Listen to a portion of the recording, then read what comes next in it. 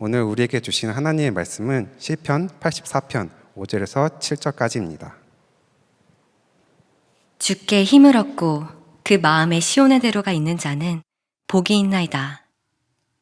그들이 눈물 골짜기로 지나갈 때에 그곳에 많은 샘이 있을 것이며 이른 비가 복을 채워주나이다. 그들은 힘을 얻고 더 얻어 나아가 시온에서 하나님 앞에 각기 나타나리이다. 아멘. 하나님의 말씀입니다. 제가 한번 일본을 갔을 때 그때 교토에 있는 미호 박물관이라는 참 아름다운 숲속에 잘 지어진 박물관을 갔던 적이 있습니다. 그때 제 기억으로는 대형 박물관에 있던 고대 메소포타미아 특히 유리로 만든 유물들을 가져다가 특별 전시를 하고 있는 그런 때였습니다. 박물관도 굉장히 잘 지었고 초현대적인 시설이었고 또 굉장히 울창한 숲을 속에 있어서 정말 멋있는 박물관이었고 전시되어져 있는 고대 메소포타미아 시대의 그 유리 유물들도 정말 감탄을 자아낼 만한 그런 유물들이었어요. 야, 사람이 가지고 있는 능력이 대단했구나. 그때 그 시절에 이런 유물들이 만들어지다니. 그래서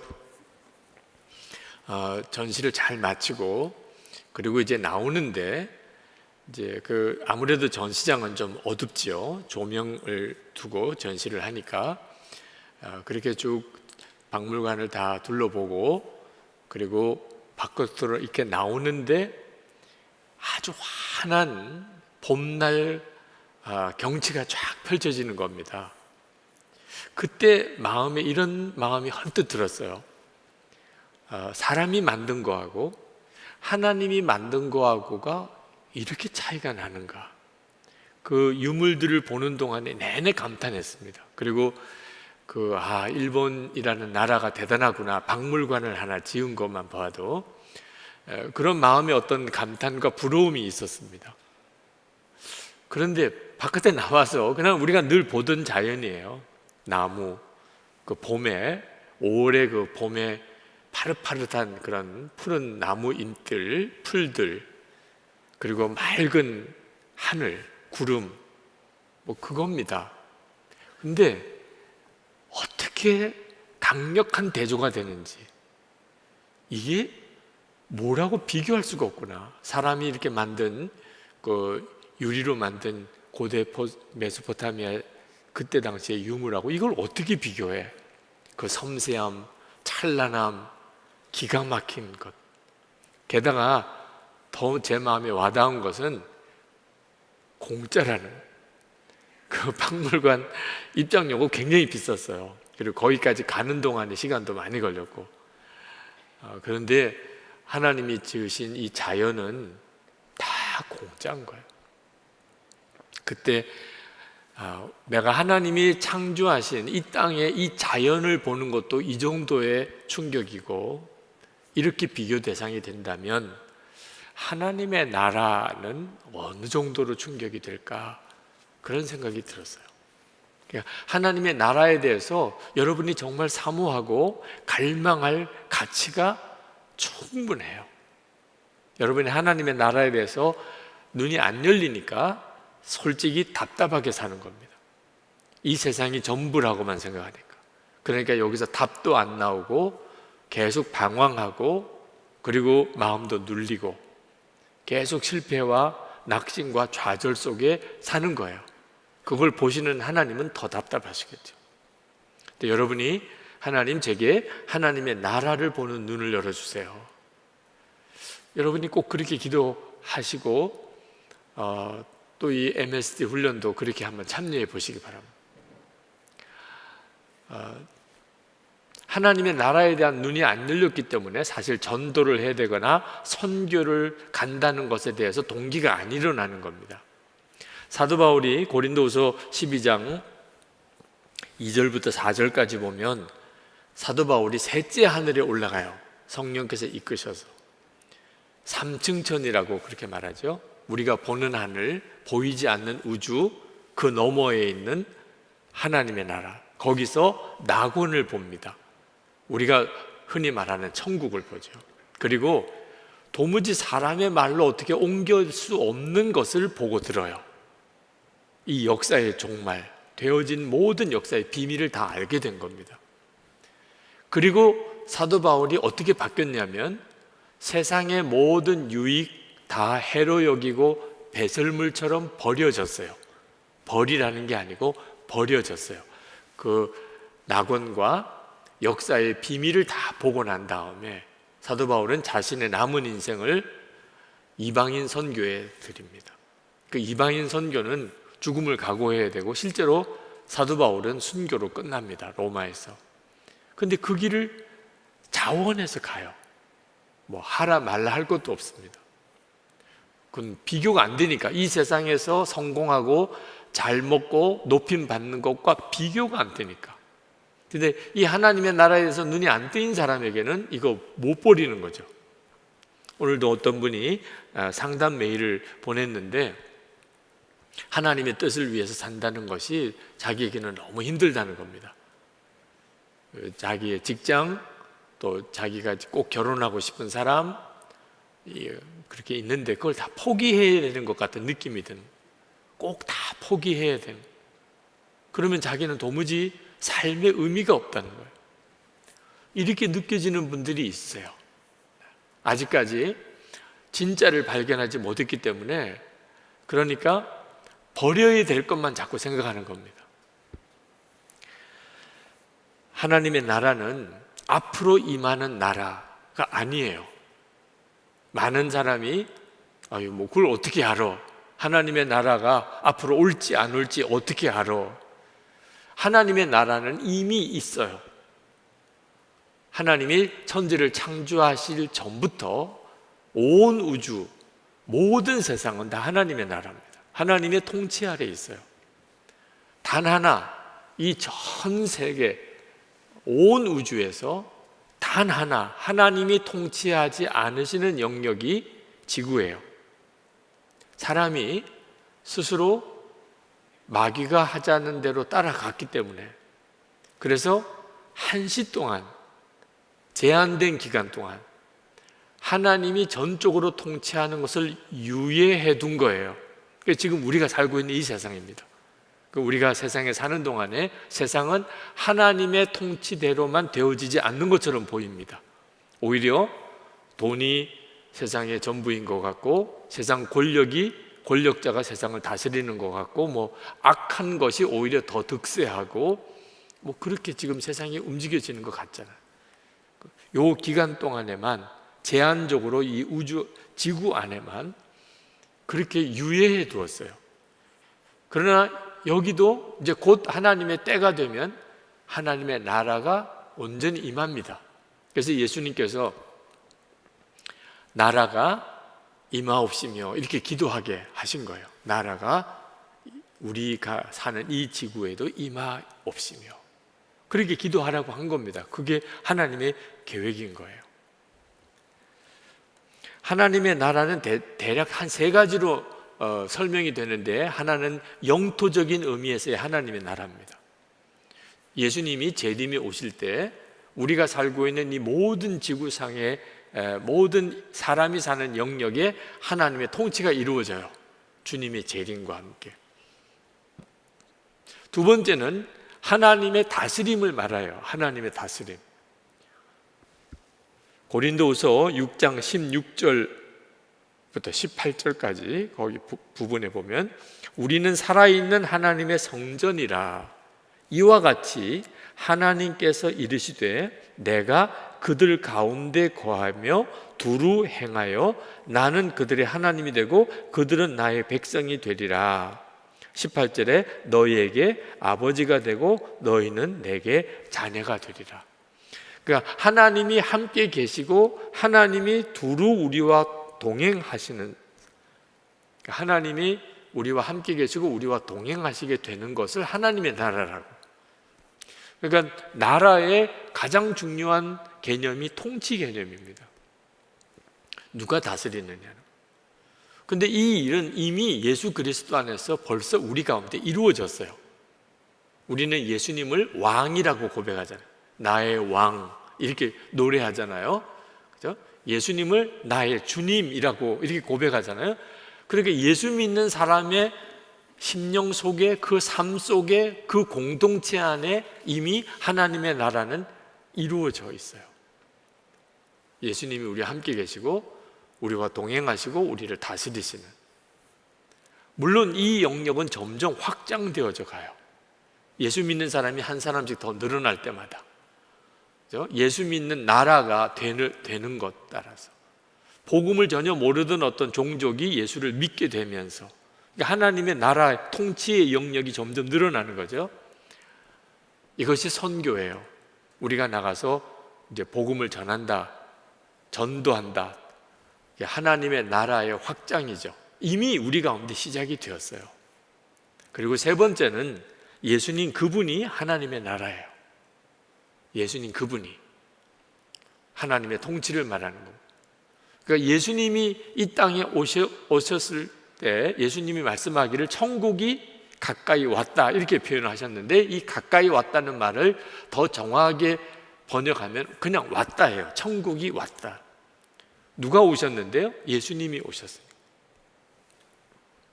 그러니까 예수님 그분이 하나님의 나라예요. 누가복음 17장 21절에 보면 또 여기 있다 저기 있다고도 못하리니 하나님의 나라는 너희 안에 있느니라 이렇게 말씀했어요.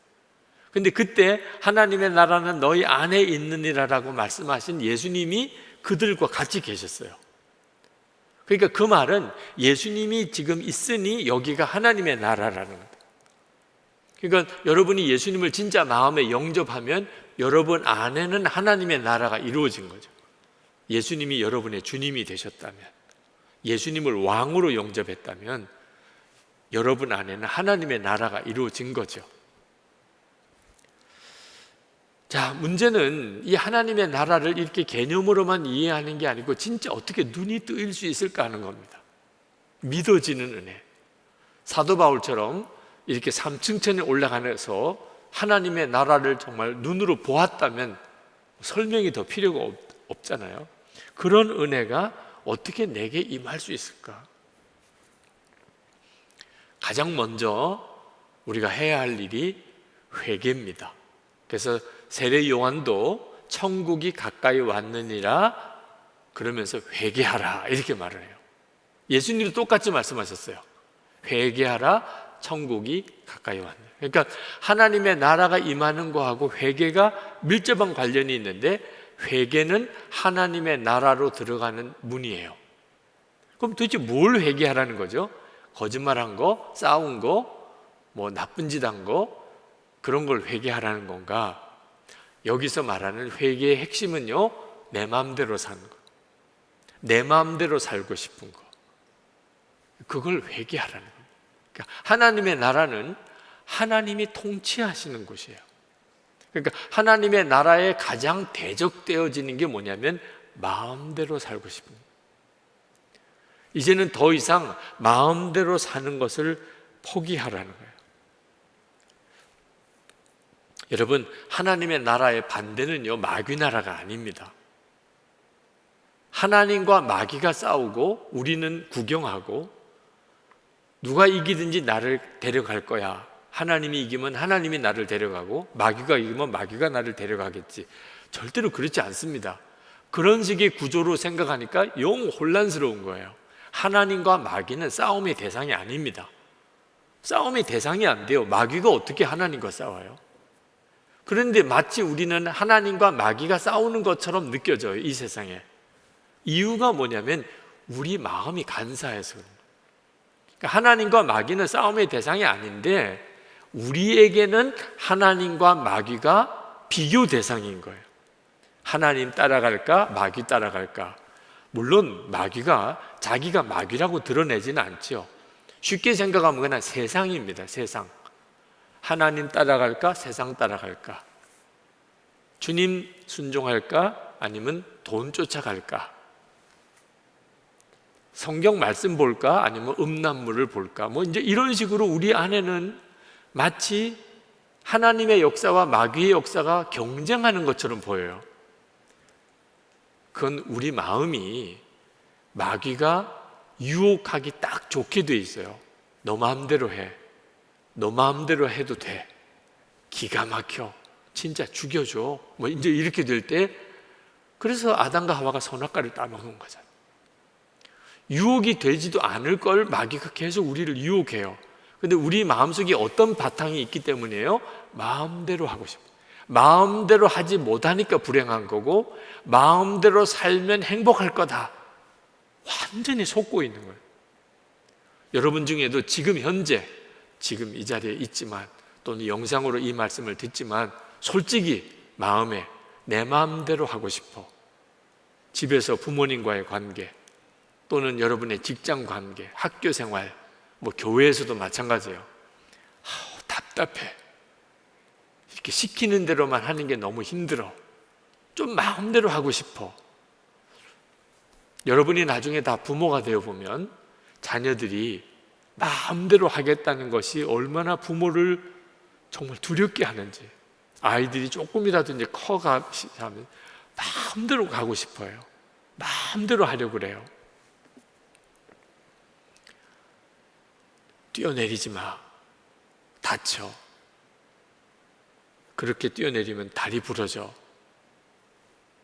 한 번만 뛰어내려 보면 안 될까요? 세상에 그게 소원이 돼요, 그게. 근데 그렇게 하고 싶은 거, 다리가 부러진다는데도. 여러분이 마음대로 하고 싶은 마음이 결국 그 수준이에요, 그 수준. 근데 마귀가 해봐. 너 마음대로 해봐. 진짜 좋아. 정말 재밌어. 거기에 넘어간다니까. 그러니까 우리가 너무 어리석으니까 우리 안에서 하나님과 마귀가 비교 대상이 되는 거예요. 그러니까 회개가 안 되는 겁니다. 마음대로 살지 않겠습니다. 그동안 마음대로 살았던 거 회개합니다. 이게 안 되는 거예요. 마음대로 살고 싶은데 어떻게 마음대로 살았던 걸 회개해요? 그러니까 하나님의 나라로 들어가는 게 그렇게 우리에게는 어려워 보이는 겁니다. 하나님의 나라는 이미 우리 가운데 임해 있어요. 그렇지만 하나님의 나라를 실제로 눈 뜨고 그 하나님의 나라의 영광을 보는 사람은 매우 드물어요. 예수님은 하늘 보좌를 버리시고 우리에게 오셔서 사람이 되셨고, 지금도 주님은 우리 마음 바깥까지 와 계세요. 그런데 우리 마음 안으로 못 들어오세요. 요한계시록 3장 20절에 내가 문을 두드리노니, 이러고만 계세요. 문을 두드리노니. 오늘도 여러분의 마음을 주님이 계속 두드리고 계세요. 마음대로 살고 싶어하는 여러분의 마음을 열어라. 이제 마음대로 살아려고 했던 거 회개합니다. 이제는 예수님 나의 왕이십니다. 이제는 전적으로 주님 뜻대로 살겠습니다.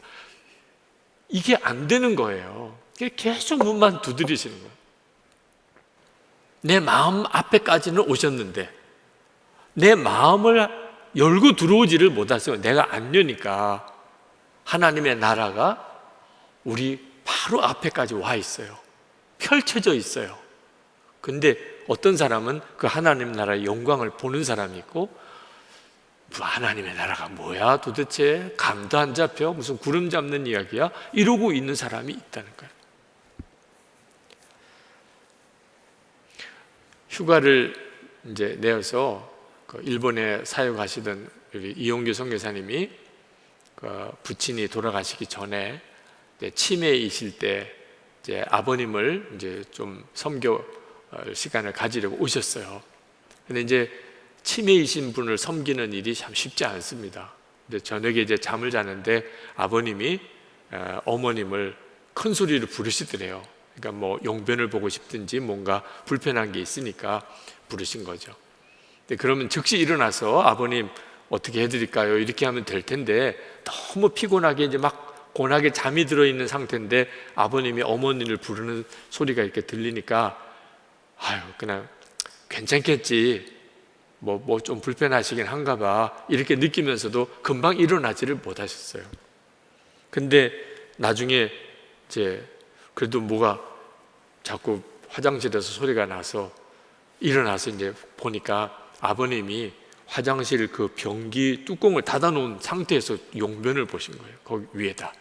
근데 그냥 용변만 보신 게 아니고 그 용변 위에 그냥 앉으시고 그걸 손에 쥔 걸 가지고 몸에 그 손으로 만지는 모든 것에 다 용변이 다 묻어 있는 겁니다. 그때 즉시 일어나서 아버님 이게 잘 용변 보시도록 도와드렸으면 깨끗할 일을 그 잠깐 일어나지 못해가지고 뭐 온 집안을 다 닦고 옷도 다 벗겨드리고 다 빨래 넣고 새 옷 갈아입혀드리고 그러느라고 정말 엄청 힘이 드셨던 이야기를 이제 일기에 쭉 쓰셨어요. 근데 그때 아버님께 그렇게 다 닦아드리는데도 아버님은 자기가 뭘 어떻게 했는지를 전혀 의식이 없으시대요. 내가 뭐 이렇게 잘못한 거, 그리고 내가 아들에게 뭐 너무 힘들게 한 거, 내가 뭘 잘못했는지 아무 의식이 없으세요. 그냥 벗으니까 벗고 씻겨드리니까 씻으시고 그러지만 그때 주님께서 주시는 마음이 이렇게 탁 느껴지더래요. 더러워져도 자기가 더럽다는 의식을 못할 수 있는 거구나. 이 치매에 걸리니까 그런 수준이 되어버려요. 근데 영적으로는 너무나 많은 사람들이 영적인 치매 상태, 자기가 더러워져 있는데도 더러운 줄 더러운 줄 모르니까 씻을 수도 없는 거예요. 씻어 달라고도 못하는 거예요. 우리가 마음대로 살고 싶은 이 욕망을 문제라고 느끼질 않으니까 회개도 안 되는 겁니다. 마음대로 살고 싶어, 마음대로 좀 하면 얼마나 좋을까, 늘 마음에 원하는 게 그거예요. 그것 때문에 다 인간관계 갈등입니다. 좀 마음대로 하고 싶은. 하나님의 나라에 들어가는 첫 번째가 회개하라, 천국이 가까웠다. 근데 이 회개의 핵심이 마음대로 살고 싶은 욕망이 이게 죄구나, 이것이 내 눈을 가려버리는구나 하는 걸 깨달아 알아야 합니다. 그래서 하나님의 나라를 전해주는 사람이 필요해요. 그렇지 않으면 전혀 알지를 못하니까. 우리가 MSD를 왜 이렇게 해마다 하나요? 선교 훈련을 왜 그렇게 하나요? 하나님이 다 그 마음을 주셔서 하는 겁니다. 복음을 전하는 훈련, 선교지로 가는 훈련, 가서 복음을 전하는 일, 이것 없이는 하나님의 나라가 있는지 어떤지를 다 모르고 그냥 사는 거예요. 로마서 10장 14절 15절에 보면 그런즉 그들이 믿지 아니하는 일을 어찌 부르리요, 듣지도 못한 일을 어찌 믿으리요, 전파하는 자가 없이 어찌 들으리요, 보내심을 받지 아니하였으면 어찌 전파하리요, 기록된 바 아름답도다 좋은 소식을 전하는 자들의 발이여 함과 같으니라. 믿으려고 그래도 말씀을 누군가가 들려줘야 믿는 거예요. 오늘도 여러분 하나님의 나라에 대한 말씀을 제가 전했잖아요. 그렇죠? 여러분 중에 이 말씀을 어떻게 반응하느냐는 것은 다 다를 거예요. 그렇지만 말씀을 들었기 때문에 그 말씀이 열어주는 영적인 세계가 열리는 사람들이 있으실 거예요. 말씀을 못 들었으면 전혀 알 수가 없잖아요. 이 일을 누군가가 해야 하는 겁니다. 예수 그리스도가 구주신 것과 하나님의 나라가 있고 영생이 있다는 사실을 전해 주어야 비로소 그 사람이 듣고 믿을 수가 있게 되는 거죠. 그런데 가장 강력한 이 전도는 말로 전해주는 메시지가 아니고 삶입니다. 하나님의 나라의 삶을 사는 것. 하나님의 나라의 삶을 사는 것. 일본의 그 김도영 선교사님, 교토에 계신 그 선교사님이 가스펠 하우스라는 그 일본인들을 위한 교회를 개척을 하셨는데, 개척한 지 4주년 되던 해에 처음 전도 집회를 했어요. 일본에서는 이런 전도하기가 굉장히 어려운 여건이라 교회는 개척했지만 한동안 전도 집회 같은 걸 해볼 수가 없었는데, 이제 처음 전도 집회를 하기로 했다고 저에게 그 복음 전도 메시지를 좀 와서 전해달라 그래서 일본을 갔었어요. 근데 이웃 사람들, 그 교회가 있는 동네에 있는 분들 초청을 해서 허락을 된 분들이 모이셨는데 그래도 꽤 여러 가정이 오셨어요. 제일 앞자리에 앉으신 부부가 있으시더라고요. 일본인 부부인데 집회 중에 내내 그렇게 정말 집중해서 말씀을 들으시더라고요. 일본 분들이 아주 독특하세요. 말씀을 이렇게 들을 때 우리 한국 분처럼 어떤 이렇게 반응이 적은 것 같아도 눈은 정말 어떻게 생각하면 무서울 정도로 그렇게 집중해서 주목해서 들으세요. 근데 이 내외가 그렇게 집중해서 말씀을 잘 듣더라고요. 그 집회 중에 그 김도영 선교사님이 그 내외에 대해서 저에게 알려주신 게 있는데, 그 가스펠 하우스라고 예배당을 처음 만들고 개척을 했을 때 그 바로 이웃집입니다. 그 가스펠 하우스와 담 하나로 옆에 있는 이웃집이에요. 얼마나 반대하셨는지. 하여튼 집요하게 이 교회가 들어서는 것을 반대하고 하셨던 분이에요. 제일 힘들게 하셨던. 근데 그분이 그렇게 힘들게 하셨지만 그때 김도영 선교사님 마음에 이것은 굉장히 중요한 전도구나. 그분은 교회를 노골적으로 싫어하고 교회가 없어지기를 원했어요. 자기가 할 수 있는 방법을 다 썼습니다. 근데 그때 법적으로 대처하거나 뭐 그거 가지고서 이렇게 따지거나 뭐 그것 때문에 또 논쟁을 하거나 그렇게 하지 않고 그분이 하는 행동에 완전히 반대 정신으로 나가서, 그래서 그분이 미워하면 사랑하고 그분이 힘들게 하면 오히려 그 사람들에게 더 좋은 곳으로 선물하고 그렇게 하기를 4년이 지난 거예요. 그리고 이분이 전도 집회에 오신 거예요. 그리고 맨 앞자리에서 말씀을 듣는 거예요. 도대체 이게 뭐냐? 도대체 이 사람들은 어떤 사람이냐? 예수를 믿는다는 게 뭐냐? 한 4년 동안 그 교회에 그 한국인 목사님과 이렇게 상대를 해보고 그분이 충격을 받은 거예요. 도대체 이게 뭐지? 나는 힘들게 하는데 왜 그 사람은 나를 계속 사랑하지? 나는 어렵게 하는데 왜 계속 나를 도와주지? 왜 나에게 감사하지? 이게 도대체 뭐야? 그리고는 그분이 마음을 바꾸어서 전도 집회를 한다니까 복음을 들으러 오신 거예요. 그러니까 우리가 하나님의 나라의 복음을 전하는 일에 있어서 가장 중요한 것이 실제로 하나님의 나라의 삶을 살아내는 겁니다. 말로 전하는 게, 말로 복음을 전하는 게. 하나님의 나라의 복음을 살아낸다는 게 뭘까? 어떻게 하면 그렇게 할 수 있을까? 그 길이 여러분 안에 있어요. 여러분이 하나님의 나라의 복음을 살아내는 걸 어떻게 하면 될까? 여러분 안에 이렇게 하라, 저렇게 하라 하는 길이 있다는 거예요. 그게 오늘 말씀이에요. 시편 84편 오늘 5절에 주께 힘을 얻고 그 마음에 시온의 대로가 있는 자는 복이 있나이다. 그러니까 이 시온의 대로는 시온, 하나님의 나라, 그 상징적으로 말하는 그 예루살렘이 있는 그 시온성을 말하죠. 시온, 하나님의 도성. 그 시온을 향하여 가는 큰 길이라는 겁니다. 그게 여러분 안에 있다는 거예요. 시온의 대로. 그러니까 여러분은 하나님의 나라의 삶을 사는 일이 굉장히 쉬워요. 하나님의 나라를 향하여 가는 시온의 대로가 있으니까 여러분 안에. 그냥 그 길 따라가면 돼요. 여러분이 어디 나가면 다 길 따라가죠. 산에 올라가면 다 길 따라가죠. 길 없는 곳은 안 가잖아요. 그죠? 자동차를 타면 당연하고 걸어서 가더라도 다 길이 있는 곳으로 가잖아요.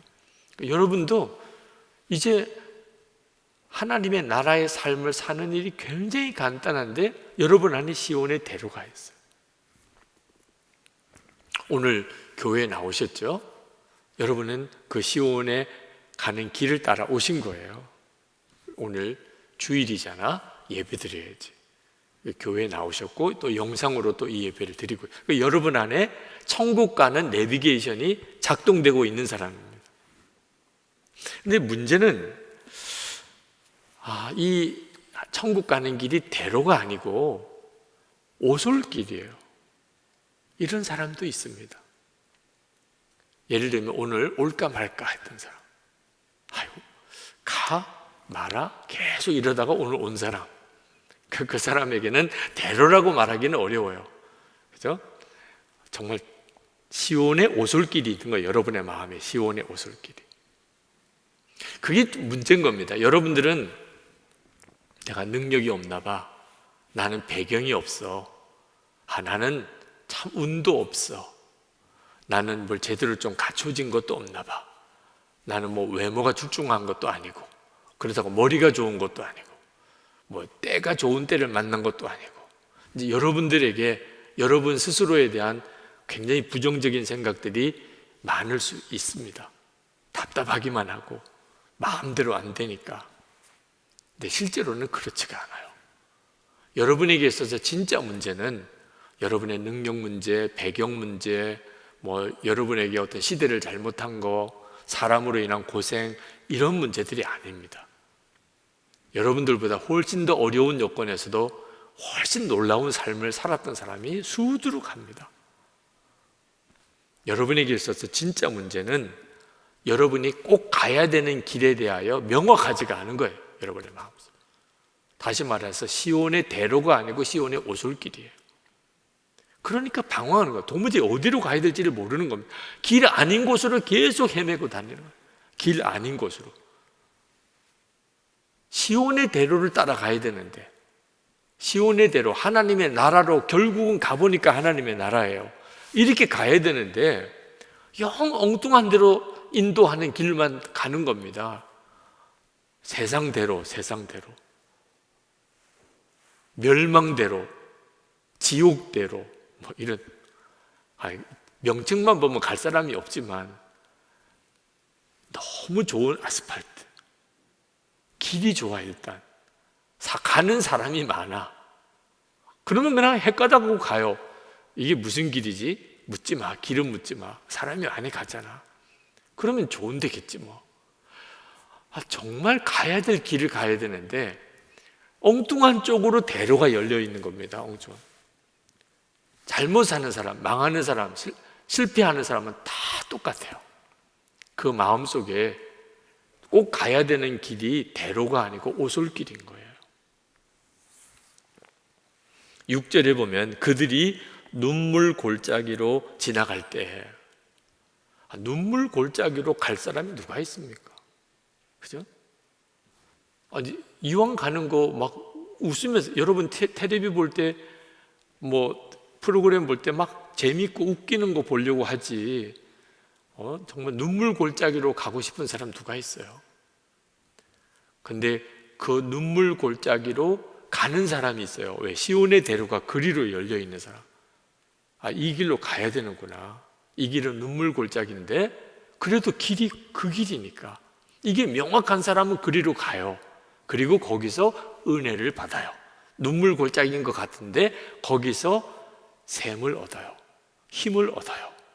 그래서 6절 하반절에 눈물 골짜기로 지나갈 때 그곳에 많은 샘이 있을 것이며 이른 비가 복을 채워주나이다. 가보니까 맞아, 이 길로 왔어야 돼. 이게 눈물 골짜기라 사실 가고 싶지 않았었는데 그래도 길이 여기니까, 그러니까 가보니까 너무 은혜가 돼요. MST 하라는 거예요 지금. 네, 진짜 가기 싫어. 일단 명칭 자체가 너무 싫어. MST 너무 싫어. 그렇지 않아도 할 거 많은데, 갈 데 많은데 세상에 그것 때문에 시간 들이고 재정 들이고 너무 힘들어. 이제 이런 길이 많다는 거예요. 그래서 이 멸망대로로 가는 사람들은 가지도 않아요. 그 길은 정말 돌아보기도 쉽지 않아. 근데 정말 마음의 시온의 대로가 된 사람은 이 길 외에는 내가 어디를 가겠어. 그래서 사람이 완전히 달라진다. 가보니까 너무 좋았어. 야, 그래서 간증도 하는 거잖아. 너무 좋았다고. 가보니까 너무 좋았다고. 그래서 끝까지 가요. 7절에 보면 그들은 힘을 얻고 더 얻어 나아가 시온에서 하나님 앞에 각기 나타나리이다. 여러분의 삶은 이제부터 계속 어떤 길을 선택해 가다가 결국은 20년, 30년 그 전에도 이미 잘 왔다, 잘 갔다 이렇게 생각되는 사람, 한 5년, 10년쯤 지났는데 아닌가 봐, 내가 잘못 간 것 같아, 이렇게 되는 사람 극명하게 차이가 나요. 꼭 눈에 보기에 좋은 거, 내가 정말 하고 싶은 것에만 판단 기준을 두면 안 된다는 겁니다. 그러면 진짜 멸망으로 가요. 좋은 시간 다 보내고 20대 다 보내고 30대 다 보내고 저는 어떻게 했죠? 여러분이 그렇게 되지 않기를 정말 바라는 거예요. 우리가 하나님 앞에 기도할 때 하나님 복을 주세요. 우리 가정에 복을 주세요. 하나님 저에게 복을 주세요. 하나님 정말 제가 직장이 필요해요. 하나님 제가 먹고 살아야 되잖아요. 하나님 정말 건강을 주세요. 이렇게 기도하는 기도가 안 하는 것보다 낫겠죠. 그렇지만 하나님의 마음은 참 힘든 기도예요. 그냥 생각해 봅시다. 자녀들이, 어린아이가 엄마 아빠에게 엄마 아빠 밥을 주세요. 엄마 아빠 오늘 집에서 잠 좀 자게 해주세요. 엄마 아빠 나 내쫓지 마세요. 엄마 아빠 내 아프면 버리지 마세요. 그러면 엄마 아빠가 어떤 느낌입니까? 정신병원에 가서 상담을, 선생님 우리 애가 좀 문제가 많아요. 뭐가 문제예요? 계속 밥 달래요. 자기 아프면 버리지 말아 달래. 우리 하나님도 여러분이 자녀인데 여러분에게 좋은 거 주시고 싶으세요. 여러분에게 좋은 거 먹이고 싶으시고 좋은 길로 인도하고 싶으시고 당연하시죠. 근데 그 하나님께 좋은 거 주세요. 나와 늘 같이 계셔 주세요. 내 길을 열어주세요. 여러분의 마음에 하나님 내 좋은 아버지시다, 나보다도 내가 더 잘 되기를 원하세요. 그러니 하나님께 이것 주세요 저것 주세요 할 것도 없잖아. 하나님 뭐 원하세요? 하나님 뭐 원하세요? 하나님 제가 어떻게 하는 것이 하나님을 기쁘시게 하는 것 같으세요? 그거 제게 가르쳐 주세요. 여러분이 만약에 기도를 그렇게 하면 그러면 하나님이 얼마나 기뻐하실까? 그건요 당장 실험해 볼 수 있어요. 여러분이 오늘 저녁에 부모님과 함께 살다면 부모님에게, 함께 살지 않는다면 전화로라도 엄마 어떻게 해주면 엄마가 기쁘시겠어요? 그동안 저를 위해서 엄마가 참 희생하고 헌신 많이 해주셨는데 너무 감사해요. 이제는 정말 엄마를 기쁘게 해드리고 싶어요. 엄마 내가 어떻게 하면 엄마가 기쁘겠어요? 이야기해줘요. 내가 그대로 할게요. 그날로 여러분이 반응이 확 달라진다는 걸. 그때 그 어머니의 마음이 어떻겠어요? 그날 밤에 막 감사금을 챙길 거예요. 하나님 이제야 역사를 해주시는군요. 우리 아이한테 이제야 역사해 주시는군요. 막 어머니는 막 눈물이 펑펑 쏟아질 거예요. 아니 똑같은 사실 상황이지요. 우리가 여러분의 마음에 정말 시온의 대로가 있다면 그러면 복을 받을 길로 가게 돼 있어요. 근데 문제는 하나님이 정말 여러분에게 복을 주실 수 있는 길이 너무 내게는 작게 보이고 거의 안 보이고 막 하도 안 다녔기 때문에 그냥 이렇게 풀이 덮여가지고 길인지 아닌지도 모르겠고, 그러니까 계속 혼란스럽고 내가 원하는 길은 아주 넓은데 그건 가면 항상 후회되고 이런 삶을 계속 반복하는 거예요. 여러분 안에 시온의 길이 오솔길이 되어 있으면 그럼 신앙생활이 힘들어요. 그리고 여러분도 힘들고 역사도 없고 증거도 없고 그러니까 삶으로 전도도 안 되고, 그러므로 우리에게 지금 해야 될 일이 뭐죠? 시온의 오솔길이 시온의 대로가 되게 하는 겁니다. 이 시온의 길은 예수님 그분이세요. 그러니까 예수님과 친밀히 동행하는 삶을 훈련하자는 이유가 거기에 있어요. 주님과 동행하는 것이 익숙지가 않아요. 그게 시온의 오솔길이에요. 예수님이 내 안에서 뭘 원하시는지 내가 전혀 못 알아듣는 거예요. 주님을 따라가는 일이 계속 힘들게만 느껴지는 겁니다. 뭐 다 버리라는 거야? 내가 원하는 건 다 포기해야 돼? 어떻게 그렇게 살아? 자꾸 이렇게만 돼. 예수님 한 분이면 충분합니다. 뭐가 충분해?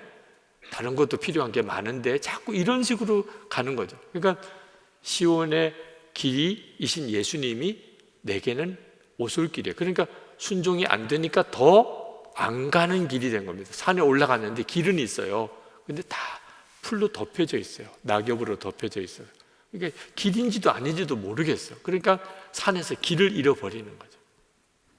근데 늘 다니는 길, 늘 주님 바라보고 늘 주님께 순종하고 그렇게 살아본 사람은 주님이 원하시는 게 명확해요. 그건 여러분이 하기 나름인 겁니다.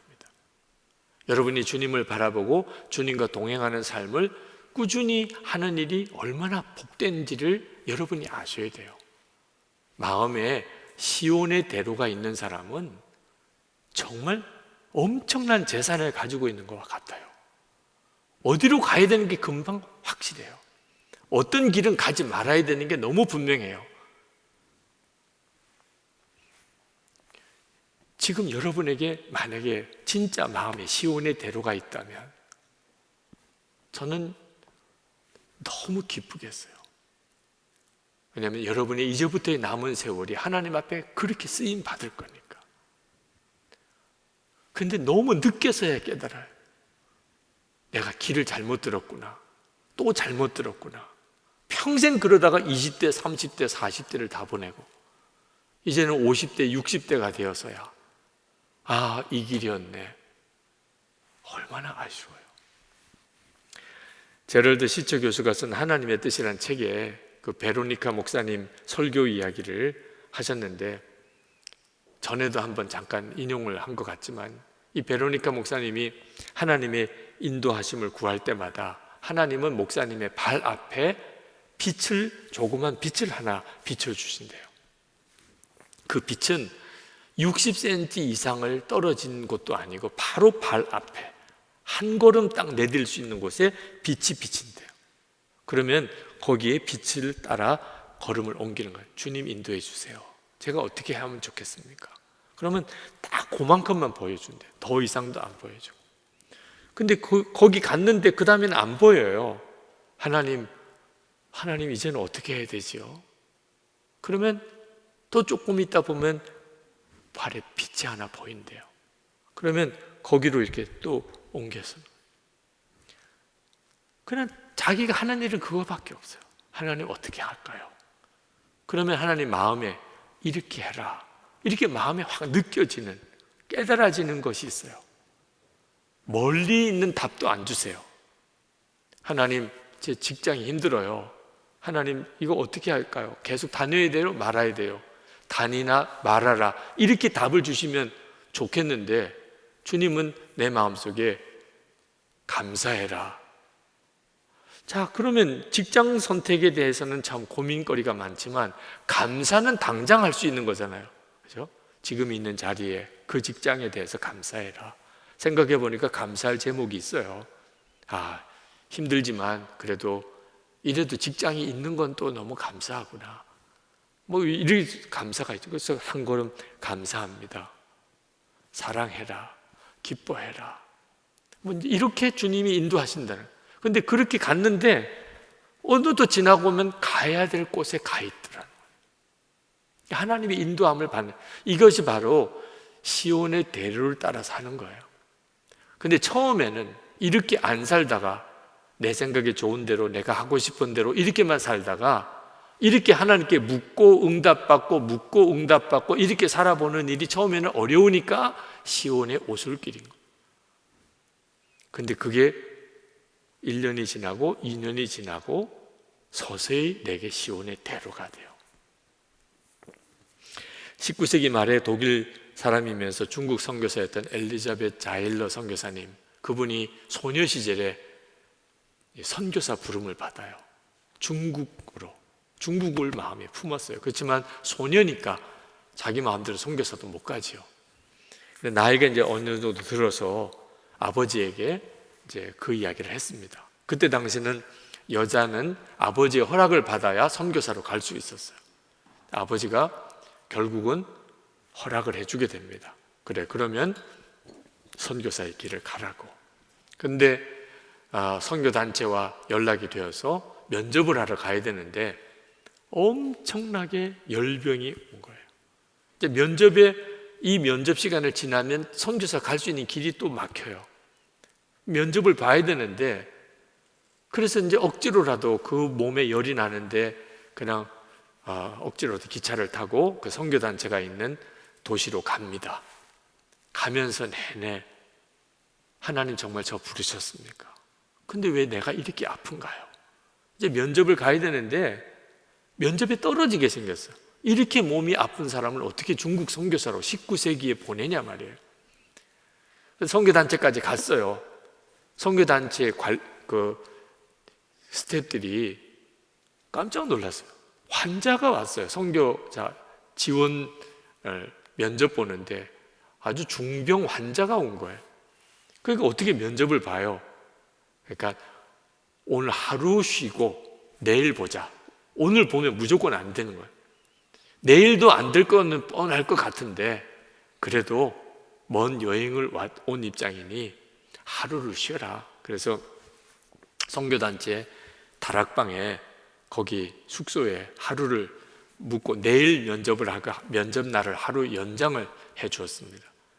이제 그 앞에 안내하는 분을 따라서 다락방으로 올라가는데 너무 마음이 힘들잖아요. 하나님, 정말 저 부르셨나요? 저를 부르셨으면 부르셨다는 확인을 좀 주세요. 그러면 충분하겠습니다. 그리고 이제 다락방에 들어갔는데 조그만 다락방에 침대가 하나 있고 또 창문이 하나 있고 그리고 창문 위에 액자가 하나 걸려있는. 들어가서 이제 가방을 놓고 그리고는 여기서 쉬세요. 내일 면접 보겠습니다. 그리고 이제 그 스텝은 내려가고 그리고 창문 위에 있는 액자를 딱 보는데 거기에 함께 가자 글자가 하나. 엄청난 충격을 받았어요. 마치 하나님이 오는 동안 내내 자기가 드렸던 기도를 들으시고 말씀하신 것 같아요. 함께 가자. 그리고 열병이 싹 내려요. 완전히 몸이 개운해졌어요. 그 다음날 면접 보고 아무 문제가 없이 통과가 되고 중국 선교사로 가시게 된 거죠. 정말 동화 같은 이야기죠. 근데 우리의 실제적인 삶이에요. 지금 여러분 안에 오신 예수님이 그 증거죠. 화요일에 우리 워십 위드 지저스 청년 예수 동행 운동을 하잖아요. 화요일에 여러분들이 가지고 있는 이 시온의 길이 오솔길에서 대로가 되게 하자는 거예요. 그래서 하나님의 정확한 인도함을 받는 청년이 되자는 거죠. 그리고 이 일에 대해서 서로 연합하자는 거예요. MST도 그렇고 이 워십 위드 지저스도 그렇고 여러분 안에 있는 예수 동행 운동도 마찬가지예요. 여러분에게 있어서 가장 중요한 자산은 여러분 안에 있는 예수 그리스도, 그분이 길인데 오솔길이 아니고 대로가 되는 거예요. 주님의 인도하심이 여러분에게 잘 훈련된 사람이다. 아주 일상에서 주님의 인도하심을 받는 것에 대해서 익숙해지고 훈련되고 주님이 기뻐하시고 주님이 싫어하시는 게 명확해지는 거. 이게 엄청난 자산이에요. 시간 아끼고 여러분이 엉뚱하게 방황하지 않고 하나님의 계획을 그 짧은 인생에 마음껏 쓰임 받을 수 있는 길. 여러분 중에는 그런 느낌이 확 느껴져요. 목사님, 저는 그렇게 큰 인물이 못 됩니다. 그건 여러분의 생각이에요. 주님은 분명히 말씀하셨어요. 약한 자를 들어 강한 자를 부끄럽게 하려 하시고 미련한 자를 들어 지혜로운 자를 부끄럽게 하려 하시고 천한 것, 없는 것, 멸시받는 것을 택하여 쓰신다고요. 그러니까 여러분이 지금 마음에 나는 뭐 그렇게 큰 인물이 못 되는데 이렇게 생각이 든 사람이 있으면 하나님이 주목하는 사람. 우리 통성기도할 때 하나님 저였어요 이렇게 이야기하세요. 하나님이 주목하는 사람이 저였군요. 여러분 스스로가 눈이 열려야 돼요. 우리 시간에 좀 기도하는 시간을 갖겠습니다. 이 시간은 굉장히 중요해요. 설교를 들은 시간이 끝나고 이제는 직접 여러분이 주님으로부터 말씀을 듣는 시간입니다. 여러분의 마음에 하나님, 제 마음에 있는 이 시온의 길이 예수 그리스도께서 그동안에는 정말 제대로 분별하기도 어려운 오솔길이었습니다. 근데 이것이 시온의 대로가 되기를 원합니다. 하나님, 제 삶이 이미 주님 앞에서는 답을 얻었습니다. 그대로 주님 따라만 가면 정말 대박이 된 인생이 되는 거예요. 하나님 앞에 서게 됩니다. 주님, 제가 그렇게 되기 원합니다. 저를 인도해 주세요. 그냥 솔직하게 응답하세요. 분위기 따라 하지 마시고 오늘 말씀을 진짜 붙잡고 싶으신 분, 하나님, 제 속에 예수님이 시온의 대로가 되기 원합니다. 눈물 골짜기로 이끌어 가셔도 저는 갑니다. 거기에 은혜가 있을 거니까. 그리고 결국은 하나님 앞에 서게 되니까 제가 그렇게 되고 싶습니다. 예수님, 시온의 대로가 되어주세요. 제가 계속 주님을 묻고 주님께 순종하는 삶을 계속 가보겠습니다. 이렇게 결단되는 분들은 일어나세요. 절대로 분위기 따라 하지 마세요. 여러분의 마음에 그런 감동이 있으시면 정말 주님이 내 마음속에 그런 역사를 일으키시는구나, 그런 마음이 있으신 것은 주님이 하실 겁니다. 주님이 계획이 있으신 거예요. 오늘 여러분을 이 예배에 오게 하신, 영상으로 예배 드리신 분도 마찬가지입니다. 앉아 계신 분들도 좋아요. 은혜는 억지로 만드는 건 아니니까요. 여러분들이 주님의 은혜를 구하세요. 주님이 나를 향하여 주시는 말씀을 여러분이 구하세요. 우리 시간에 같이 기도하실 텐데 여러분에게 주님이 응답하실 것을 믿으시기 바랍니다. 여러분의 마음에 간절함이 진실한 것이라면 주님은 반드시 응답하세요. 거짓으로 하시지 않아요. 이번 한 주간 동안 주님이 여러분에게 말씀하신 것을 더 듣게 하실 거예요. 그리고 점점 더 주님과 하나님의 나라에 눈이 열리는 역사가 일어나게 될 겁니다. 우리 간절한 마음으로 주님 앞에 기도하겠습니다. 은혜와 사랑이 충만하신 아버지, 놀라우신 하나님의 은혜와 하나님의 역사를 인해서 감사합니다. 하나님의 놀라운 하나님 그 신을 우리 가운데 부어주시고 하나님의 역사를 우리가 분명히 깨닫게 되기를 원합니다. 오늘도 주여 사랑하는 성도들과 함께 주의 말씀을 함께 전하고 나누었습니다. 하나님의 마음을 저에게 부어주시고 주님의 말씀을 저에게 허락해 주시고 감사합니다. 아버지 하나님, 우리가 진정으로 원합니다. 하나님, 이미 우리 안에 시온의 길은 있습니다. 주 예수님께서 우리 마음에 역사하시고 하나님, 이 시온의 대로가 되기를 원합니다. 하나님, 그 어떤 곳에서 흔들리지 아니하고 항상 명확하게 주의 길을 하나님 바라보는 길 하나님 가기를 원합니다. 주님, 제가 원하오니 주님 응답해 주시고 주님 살려주시고 건져주시기를 원합니다. 하나님이 원하시는 그 길, 주님이 기뻐하는 그 길 갈 수 있게 해주옵소서. 하나님이 원하시는 그 삶을 살게 역사해 주옵소서. 아버지 하나님, 놀라우신 주님, 찬양하고도 찬양한 하나님의 역사하심을 놀라우게 부어주시기를 원합니다. 나의 주, 나의 하나님, 은혜의 은혜로 좋아하신 하나님, 역사하소서. 하나님의 사랑, 주의 일꾼들 하나님 이렇게 세워주소서. 주님 거두시구나. 하나님 그 신들을 보여주소서.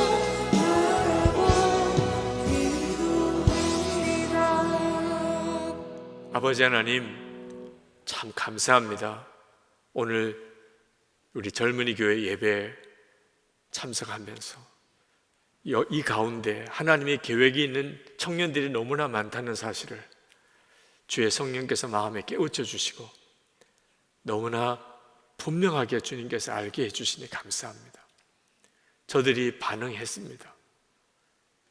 예수님은 이미 길이신데 더 이상 오솔길 같은 분이 아니고 대로가 되기를, 시온의 대로가 되기를 저들이 갈망합니다. 주님의 말씀에 순종하고 또 순종해 보면서, 주님을 바라보고 또 바라보면서 주님의 말씀이 더 선명하게 들리고 가야 될 길, 가지 말아야 될 길을 알게 하시고, 그렇게 저들의 길을 이끌어 주소서. 저들이 마음을 열었습니다. 주님, 정말 마음을 열었습니다. 예수님을 주님이라고, 예수님이 왕이시라고 그렇게 결단했습니다. 주님 역사하소서. 이 청년들의 개인의 삶뿐이겠습니까? 하나님, 한국 교회와 이 나라와 민족의 운명이 저들에게 달려 있습니다. 스스로 보잘것없게 여기는 마음을 바꾸어 주소서. 하나님이 주목하는 자임을 믿음으로 받아들이게 하소서. 주님, 나를 쓰소서. 주님, 나를 증인으로 삼으소서.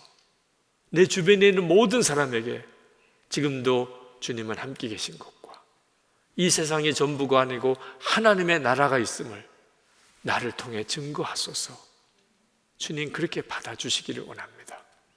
오늘도 하나님 앞에 우리의 마음을 담아 예물을 봉헌합니다. 11조와 선경금, 구제헌금을 드립니다. 감사헌금을 고백하여 드립니다. 하나님, 청년들의 고백과 믿음을 귀하게 받으신 줄 믿습니다. 저들의 삶 속에 더 이상 재물이 저들의 우상이 아니고 예수님이 왕이심을 분명하게 고백하되 재정에 있어서도 그리하게 주옵소서. 하나님, 우리 나라가 하나님을 경외하는 나라가 되기 원합니다. 갈라지고 찢겨져 있는 국민들의 마음을 하나로 묶는 지도자가 세워지고 민족을 하나가 된 복음으로 하나 되는 이 민족 되게 하시고, 김국기 목사님, 김정욱 목사님, 최충길 선교사님, 장문석 집사님 속기 석방되고 북한 주민들 진정한 자유를 주소서. 열방의 재앙이 그치고 전쟁이 그치게 하소서. 하나님, 대각성이, 영적 대부흥이 일어나게 하옵소서. 주 예수 그리스도 이름으로 간절히 기도합나이다. 아멘. 우리 찬양합시다.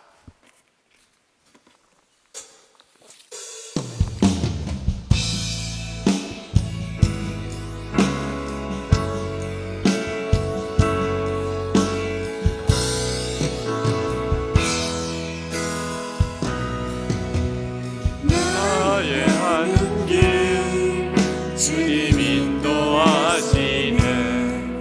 그는 보이지 않아도 날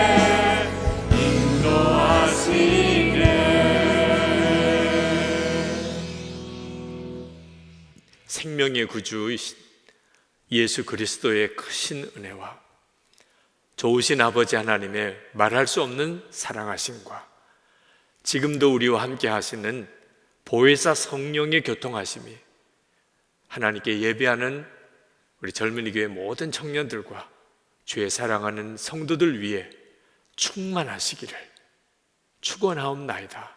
아멘.